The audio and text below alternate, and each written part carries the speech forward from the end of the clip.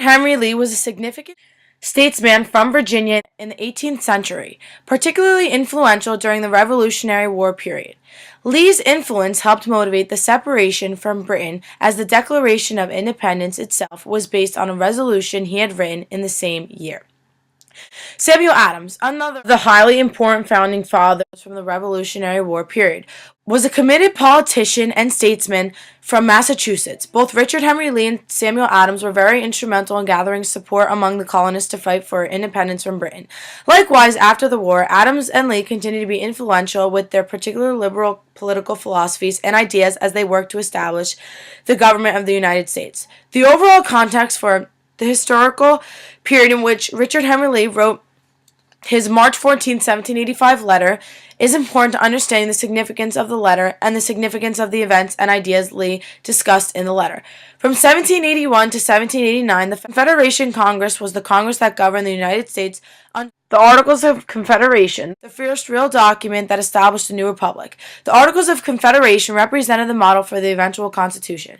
At the time that he wrote this specific letter to Samuel Adams in March of 1785, Richard Henry Lee was president of the Confederation Congress. He had been elected to this position and was respected by many of his fellow politicians. More specifically, Lee was the president of the Sixth Confederation Congress, which ran from January 1785 to November 1785. Richard Henry and Samuel Adams were already very good friends and had been friends for many years. Therefore, Lee wrote to Samuel Adams both as a friend and as a source of political professional advice. Richard Henry Lee and Samuel Adams developed a personal friendship early in the Revolutionary War period.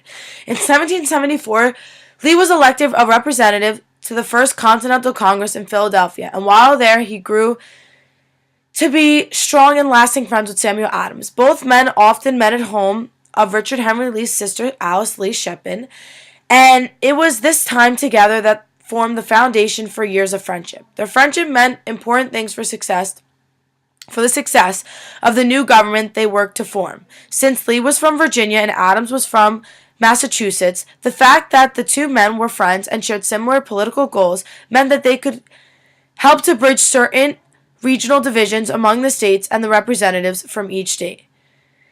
The friendship that was formed through shared experience and time at the Continental Congresses was strengthened over time as both men continued to be significantly involved in the major events of the Revolutionary War period and the significant years following the war.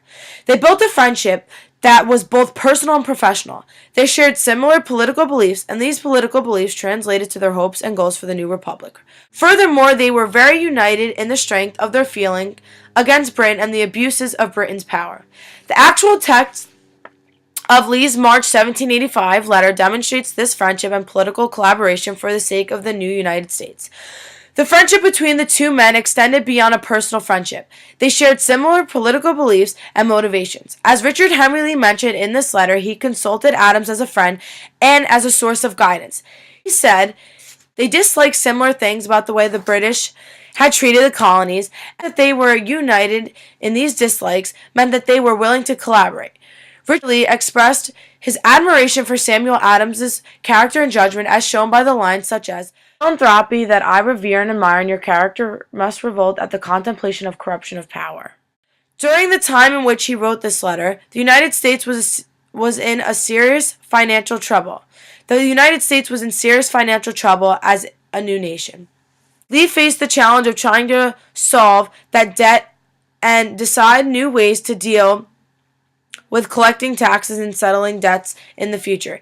He hints at this tax problem by saying, "Not be secure and happy until Congress commend implicitly both purse and sword."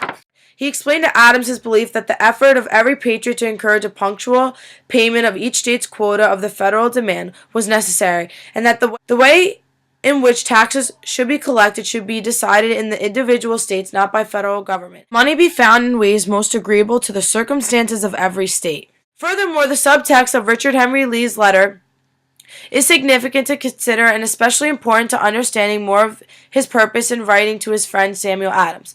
As he intended an audience, Adams represented the person Lee was speaking to and asking advice from. The length of their friendship and the fact that they had for a long time shared many political goals for the new nation helps suggest the subtext of this specific letter. The letter represents one piece in an ongoing written correspondence between the two men, so it can be assumed that Adams is the primary intended audience. Lee wrote to Adams seeking both advice and moral support as he faced many challenges as the President of Confederation Congress. Lee specifically wrote, "I shall certainly endeavor to benefit from your judicious sentiments." The two men had a long history of supporting one another, so it is logical that this letter as a specific example of support. Moreover, Lee's intention in writing to Adams seemed to be a desire to seek feedback about the major financial and political issues the new nation was facing and the ways in which Lee was trying to deal with these issues. Lee and Adams shared similar beliefs in how the new government should deal with the taxation and settling foreign debts, so part of Lee's intention in this letter is to assert his ongoing goals as president, possibly receive affirmation from Adams that he was pursuing the right things. His tone in the letter ranges from being friendly to insistent and deliberate to thankful. He begins the letter by saying, "Always favored when you are pleased to write to me," and closes it with, "Nothing in the life that would give me more happiness than to see and converse with you in Boston." Both of these lines convey the sense of happy, reliable friendship the men have shared over many years. In the middle sections of the letter, Lee's tone is insistent and strong when he discussed the specific political philosophical issues related to the new government. Lines such as, "Selfishness and corruption of Europe I have no doubt about. I think, sir, that the first maxim of man who loves liberty should be never to grant to rulers an atom of power that is not most clearly and indispensably necessary for the safety and well-being of society. Power poisons the mind of its possessor and aids him to remove the shackles that restrain itself." Convey the deliberate, insistent tone of Lee as a politician and a man committed to holding the new nation to its goals of freedom. Furthermore, as explained previously, both Adams and Lee represented ideas that were liberal for their time. The tone of the middle section of Lee's letter helped highlight the subtext of his message. He and Adams had idealistic goals for the United States in order to set the new nation apart from Europe and what they believed to be corruption of European nations. The idealistic goals are evident in lines such as to protect the virtues of magnanimity and justice, to avoid the display of irascible passions. In order to communicate this, Lee's tone progresses from one of friendly admiration and correspondence to a tone much more assertive and serious, and he anticipated that Adams would agree with his need for this assertive tone. Lines such as, "Lord more upon the point of our just wishes to be detached from European politics and European vices. Of course, I wish it sincerely," demonstrates this tone and reveals this subtext. Likewise, the line, "This is the plan of the Confederation, and this I own will be mine, until more satisfactory experience has proved its inefficacy," further communicate this tone. His tone of seriousness when he states his commitment to his current role in the leadership of the new nation also reveals his desire for affirmation and support from Samuel Adams, both as a friend and as a fellow liberal patriot. This is my analyzation of the letter Richard Henry Lee wrote to Samuel Adams on March 14, 1785.